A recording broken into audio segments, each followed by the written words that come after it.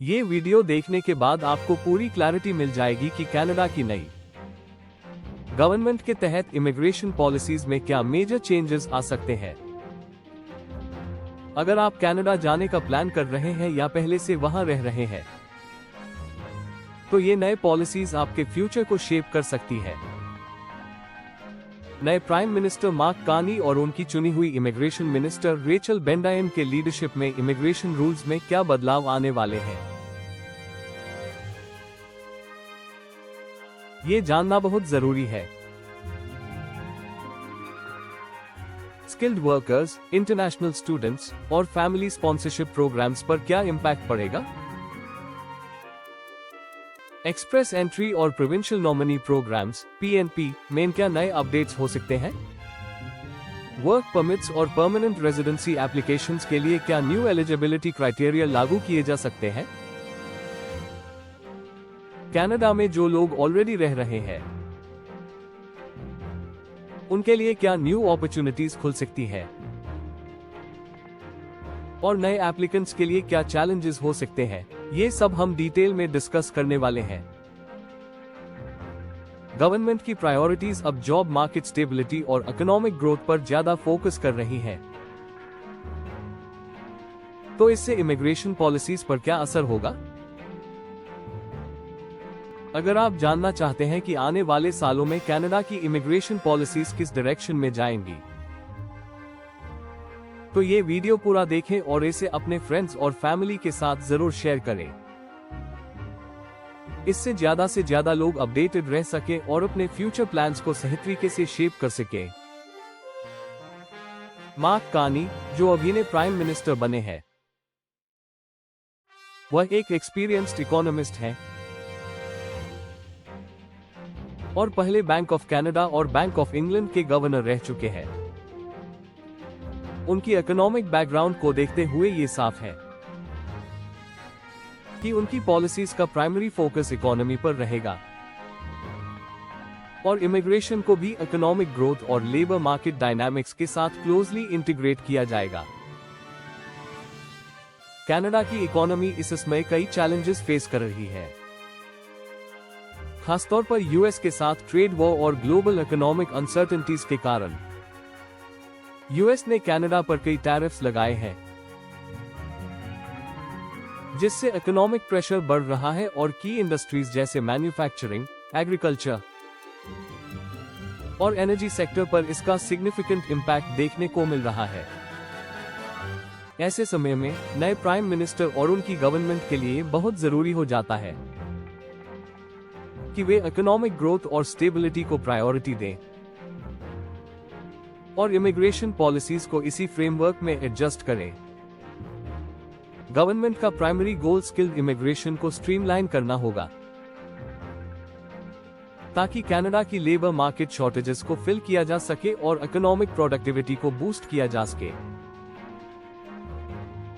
Express entry और provincial nominee programs (PNP) में changes देखने को मिल सकते हैं, जहां हाई डिमांड ऑक्यूपेशंस को प्रेफरेंस दी जा सकती है। साथ ही इकोनॉमिक माइग्रेशन पाथवेज को और एफिशिएंट बनाने के लिए प्रोसेसिंग टाइम्स को रिड्यूस करने और ब्यूरोक्रेसी को सिंप्लीफाई करने पर भी ध्यान दिया जा सकता है।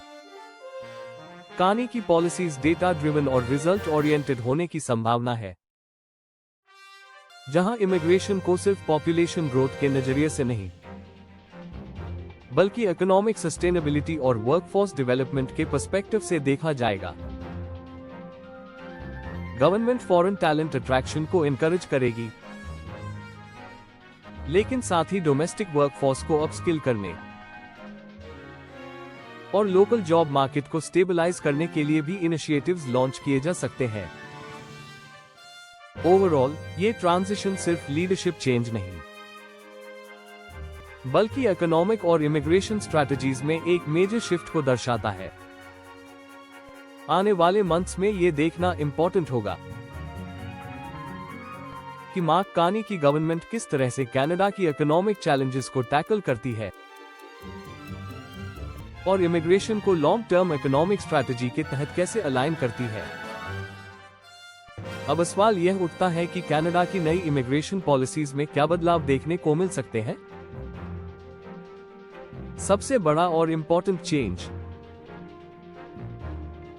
ये होगा कि इमिग्रेशन लेवल्स को 3 मेजर फैक्टर्स के साथ लिंक किया जाएगा: हाउसिंग, हेल्थ केयर और सोशल सर्विसेज।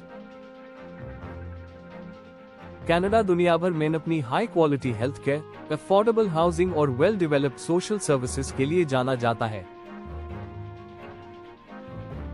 लेकिन हाल ही में बढ़ती इमिग्रेशन नंबर्स की वजह से इन सेक्टर्स पर सिग्निफिकेंट प्रेशर आ चुका है। मेजर सिटीज जैसे टोरंटो, वैंकूवर और मॉन्ट्रियल में हाउसिंग क्राइसिस गहराता जा रहा है, जिससे रेंटल प्राइसेस और प्रॉपर्टी अफोर्डेबिलिटी एक बड़ी चिंता बन गई है। हेल्थ केयर सिस्टम भी स्ट्रेन में है, क्योंकि डॉक्टर्स और मेडिकल फैसिलिटीज की डिमांड तेजी से बढ़ रही है। गवर्नमेंट का कहना है कि इमिग्रेशन पॉलिसीज को इंफ्रास्ट्रक्चर कैपेसिटी के हिसाब से एडजस्ट किया जाएगा, ताकि housing crisis, health care system पर लोड और सोशल सर्विसेज की क्वालिटी पर कोई नेगेटिव इम्पैक्ट ना पड़े। इस अप्रोच का मतलब यह हो सकता है कि इमिग्रेशन इनटेक टारगेट्स को मॉडरेट किया जाए या रीजनल इमिग्रेशन प्रोग्राम्स को और मजबूत किया जाए, ताकि पॉपुलेशन डिस्ट्रीब्यूशन को बैलेंस किया जा सके। स्मॉलर सिटीज और रूरल एरियाज को अट्रैक्ट करने के लिए नए इंसेंटिव बेस्ड प्रोग्राम्स लाए जा सकते हैं, जिससे बड़े मेट्रोपॉलिटन एरियाज पर डिपेंडेंसी कम हो।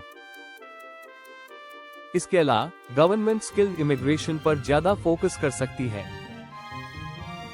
खासतौर पर उन सेक्टर्स में जहां लेबर शॉर्टेजेस है,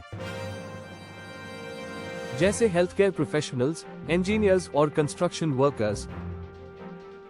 एक्सप्रेस एंट्री और प्रोविंशियल नॉमिनी प्रोग्राम्स (PNP) में बदलाव देखने को मिल सकते हैं, जिससे प्रायोरिटी ऑक्यूपेशंस को अधिक प्रेफरेंस दी जाए। यह देखना इंपॉर्टेंट होगा कि गवर्नमेंट इस नई अप्रोच को किस तरह इंप्लीमेंट करती है और इससे कनाडा की इकोनॉमिक ग्रोथ, वर्कफोर्स सस्टेनेबिलिटी और इंफ्रास्ट्रक्चर डेवलपमेंट को कितना फायदा होता है। आने वाले मंथ्स में पॉलिसीज और रेगुलेशंस में होने वाले अपडेट्स को क्लोजली मॉनिटर करना जरूरी होगा, ताकि एप्लीकेंट्स अपने इमिग्रेशन प्लान्स को सही दिशा में ले जा सके। मार्क कार्नी की गवर्नमेंट ये प्लान बना रही है कि वे प्री पैंडेमिक इमिग्रेशन लेवल्स पर वापस जाए, यानी 2020 से पहले जो इमिग्रेशन नंबर्स थे उसी लेवल पर इसे मेंटेन किया जाए। यह इस बात का क्लियर इंडिकेशन है कि आने वाले ईयर्स में कनाडा में इमिग्रेंट्स की संख्या में कुछ हद तक कमी हो सकती है। मार्क मिला, जो पहले इमिग्रेशन मिनिस्टर थे, उनकी पॉलिसीज को रिफाइन किया जाएगा, यानी जो कैपिंग और कट्स उन्होंने लगाए थे उन्हें कंटिन्यू किया जाएगा। इसका सीधा मतलब यह है कि कनाडा में आने वाले टेम्पररी रेजिडेंट्स की संख्या कंट्रोल में रखी जाएगी, जिससे housing crisis, health care burden और सोशल सर्विसेज पर प्रेशर को कम किया जा सके। गवर्नमेंट का फोकस अब उन इमिग्रेंट्स पर होगा जो इकोनॉमिक ग्रोथ में डायरेक्टली कंट्रीब्यूट कर सकते हैं, यानी skilled workers, high demand professionals और जॉब मार्केट को फुलफिल करने वाले कैंडिडेट्स को ज्यादा प्रायोरिटी दी जाएगी। एक्सप्रेस एंट्री और प्रोविंशियल नॉमिनी प्रोग्राम्स (PNP) में पॉइंट बेस्ड सिलेक्शन को और रिफाइन किया जा सकता है, जिससे लेबर शॉर्टेजेस वाले सेक्टर्स को टारगेटेड तरीके से स्किल्ड वर्कर्स मिल सके। इसके अलावा post graduation work permit (PGWP) और temporary foreign worker programme (TFWP) के तहत आने वाले लोगों की संख्या पर भी रिस्ट्रिक्शंस देखने को मिल सकती है। गवर्नमेंट हायर एजुकेशन सेक्टर में भी रिफॉर्म्स ला सकती है, जिससे इंटरनेशनल स्टूडेंट्स की संख्या को बैलेंस किया जाए और जेन्युइन स्टूडेंट्स को ज्यादा प्रेफरेंस मिले। ओवरऑल कार्नी गवर्नमेंट की अप्रोच सिलेक्टिव और इकोनॉमी ड्रिवन होगी, प्रोसेस जिससे इमिग्रेशन सिस्टम को लॉन्ग टर्म सस्टेनेबिलिटी और इकोनॉमिक स्टेबिलिटी के फ्रेमवर्क में एडजस्ट किया जा सके। आने वाले मंथ्स में ऑफिशियल पॉलिसी अनाउंसमेंट्स को क्लोजली मॉनिटर करना जरूरी होगा ताकि प्रोस्पेक्टिव इमिग्रेंट्स अपने प्लान्स को उसी तरीके से अलाइन कर सकें। टेम्पररी रेजिडेंट्स की संख्या को लेकर कनाडा की नई गवर्नमेंट कुछ सिग्निफिकेंट चेंजेस करने की तैयारी में है। मार्क कार्नी और रेचल बेंडायन का कहना है कि कनाडा की कॉलेजेस और यूनिवर्सिटीज ने बड़ी संख्या में इंटरनेशनल स्टूडेंट्स को एनरोल किया, लेकिन प्रॉपर इंफ्रास्ट्रक्चर के बिना इससे हाउसिंग क्राइसिस और सोशल सर्विसेज पर भारी प्रेशर पड़ा, जिससे रेंटल मार्केट में कीमतें बढ़ गई और कई स्टूडेंट्स को अफोर्डेबल अकोमोडेशन ढूंढना मुश्किल हो गया। इसी तरह फॉरेन वर्कर्स को लोअर वेजेस पर लाने की वजह से जॉब मार्केट में इम्बैलेंस आ गया है। खासतौर पर हॉस्पिटैलिटी, रिटेल और फूड सर्विसेज इंडस्ट्रीज में टेम्पररी फॉरेन वर्कर्स की संख्या बढ़ने से लोकल वर्कफोर्स को जॉब कंपटीशन का सामना करना पड़ा। कुछ एम्प्लॉयर्स ने इस प्रोग्राम का मिसयूज किया और वर्कर्स को मिनिमम वेज से भी कम पे देकर एक्सप्लॉइट किया, जिससे लेबर मार्केट डायनामिक्स प्रभावित हुए। गवर्नमेंट अब यह सुनिश्चित करना चाहती है कि जो टेम्पररी रेजिडेंट्स पहले से ही कनाडा में है, उन्हें जॉब मार्केट में बेहतर इंटीग्रेट किया जाए और उनके लिए परमानेंट रेजिडेंसी पाथवेज को स्ट्रीमलाइन किया जाए। साथ ही फ्यूचर में फॉरेन वर्कर्स की संख्या को रेगुलेट किया जाएगा ताकि लोकल जॉब मार्केट पर इसका नेगेटिव इम्पैक्ट न पड़े। इससे स्टूडेंट वीजा पॉलिसीज में बदलाव देखने को मिल सकते हैं, जहां केवल हाई क्वालिटी इंस्टीट्यूशंस को इंटरनेशनल स्टूडेंट्स एनरोल करने की अनुमति दी जा सकती है। इसके अलावा वर्क परमिट्स और post graduation work permit (PGWP) के लिए भी नए रिस्ट्रिक्शंस लागू किए जा सकते हैं, जिससे जेन्युइन स्किल्ड प्रोफेशनल्स को ही अपॉर्चुनिटीज मिले। एम्प्लॉयर्स को फॉरेन वर्कर्स हायर करने के लिए ज्यादा स्ट्रिक्ट कंप्लायंस रिक्वायरमेंट्स पूरे करने होंगे ताकि अनफेयर लेबर प्रैक्टिसेस को रोका जा सके। ओवरऑल कार्नी गवर्नमेंट की स्ट्रैटेजी इमिग्रेशन को क्वांटिटी से ज्यादा क्वालिटी पर फोकस करने की है। आने वाले मंथ्स में ये देखना महत्वपूर्ण होगा कि ये चेंजेस कैसे इंप्लीमेंट होते हैं, क्योंकि इनका असर लाखों इंटरनेशनल स्टूडेंट्स, फॉरेन वर्कर्स और कनेडियन बिजनेसेस पर पड़ सकता है। कनाडा की नई इमिग्रेशन पॉलिसीज पूरी तरह से इकोनॉमी के साथ लिंक्ड होंगी। रेचल बेंडायन ने साफ कहा है कि इमिग्रेशन पॉलिसीज को इकोनॉमिक नीड्स के हिसाब से शेप किया जाएगा। इसका मतलब ये है कि गवर्नमेंट अब सिर्फ पॉपुलेशन ग्रोथ या डाइवर्सिटी बढ़ाने के लिए इमिग्रेशन नहीं बढ़ाएगी, बल्कि यह एंश्योर करेगी कि आने वाले इमिग्रेंट्स इकोनॉमी में डायरेक्ट कंट्रीब्यूशन कर सके। अगर रेवेन्यू जनरेट करने के लिए इमिग्रेंट्स की जरूरत होगी, तो गवर्नमेंट उन कैटेगरीज के लोगों को इनवाइट करेगी जो बिजनेसेस, इन्वेस्टमेंट्स या हाई इनकम जॉब्स के जरिए इकोनॉमी को बूस्ट कर सके। वहीं अगर स्पेसिफिक इंडस्ट्रीज में स्किल्ड लेबर की कमी होगी, तो स्किल्ड वर्कर्स के लिए डोर्स ओपन किए जाएंगे, जिससे लेबर मार्केट गैप्स को एफिशिएंटली फिल किया जा सके। यह अप्रोच इमिग्रेशन को प्योरली इकोनॉमिक स्टैंड पॉइंट से देखने का संकेत देता है, जहां हर न्यू इमिग्रेंट को कनाडा की इकोनॉमिक ग्रोथ और वर्कफोर्स सस्टेनेबिलिटी के ब्रॉडर स्ट्रैटेजी के तहत सिलेक्ट किया जाएगा। गवर्नमेंट का ये strategic shift express entry, provincial nominee programs (PNP) और टेम्पररी फॉरेन वर्कर प्रोग्राम्स में सिग्निफिकेंट बदलाव ला सकता है। आने वाले मंथ्स में ये देखना महत्वपूर्ण होगा कि इस इकोनॉमिक ड्रिवन इमिग्रेशन मॉडल को कैसे इंप्लीमेंट किया जाता है और इसका लॉन्ग टर्म इम्पैक्ट कनाडा के लेबर मार्केट और ओवरऑल इकोनॉमी पर कैसा रहता है। गवर्नमेंट ये भी कर रही है कि इमिग्रेशन पॉलिसीज का एक बैलेंस्ड अप्रोच होगा, जहां इकोनॉमिक ग्रोथ और इंफ्रास्ट्रक्चर डेवलपमेंट को इक्वल इंपॉर्टेंस दी जाएगी। कनाडा की इकोनॉमी में इंटरनेशनल स्टूडेंट्स और फॉरेन वर्कर्स का बहुत बड़ा रोल है। स्टूडेंट्स हर साल बिलियंस ऑफ डॉलर्स की रेवेन्यू जनरेट करते हैं, जबकि स्किल्ड वर्कर्स इंडस्ट्रीज में प्रोडक्टिविटी बढ़ाने में मदद करते हैं। हालांकि अगर इंफ्रास्ट्रक्चर इन लोगों को अब्सॉर्ब करने के लिए रेडी नहीं है, तो इमिग्रेशन को उसी हिसाब से रेगुलेट किया जाएगा। इसका मतलब यह है कि गवर्नमेंट पहले यह एसेस करेगी कि कितने नए इमिग्रेंट्स को कनाडा में प्रॉपर्ली सेटल किया जा सकता है, ताकि सर्विसेज और हाउसिंग क्राइसिस को अवॉइड किया जा सके। एक और बड़ा चेंज जो देखने को मिल सकता है वह है इंटीग्रेशन। गवर्नमेंट का फोकस अब नए एप्लीकेंट्स को लाने से ज्यादा उन टेम्पररी रेजिडेंट्स को पीआर देने